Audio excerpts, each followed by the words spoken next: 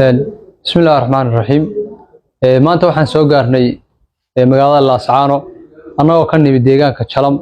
ee degmada Buurtille. Waxaan maanta halkan keenay xoolo gaaraya 200 oo neef ah oo aan ugu talagalnay inaan guddoonsiino SSC Khaatumo walaalaha Hiil Harti. halkan waxaa ka jiray muddada ugu dambeysay dagaalkaas oo ahaa dagaal Soomaaliland si xaq darro ah ay ugu joogtay xaggan dadkii deegaankaasna ay xasuuq baan ku haysay inaan kala qayb qaadano dadkii halkan jooga lana dareen noqono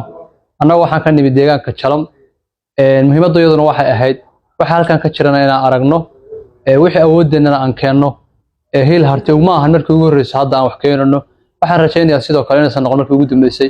insha Allah waxaan caawa ku wareejinay haddaan soo galay odayaashii guddida SSC saddex iyo soddon ahaa waa mahadsanyihiin reer Jalam baana ugu ducaynaynaa Allah barakeeyo reer Jalam meesha ka soo saaray waxsan Allah ugu bedelo annagoo ah guddida saddex soddon ee taliska gobolada SSC Khaatumo waxaanu kala wareegnay ali laba tira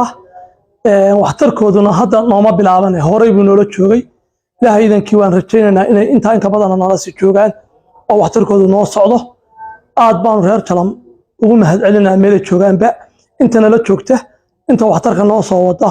iyo inta wali noo maqanay reer Jalam inta ugu mahadcelinaa aad iyo aad baan idinku mahadcelinaa oo ku mahadsantiin una soo gaaray waxtarkiini aad iyo aad baan u mahadsantiin waad ku mahadsantiin waan idinka guddoonay dhamaantiin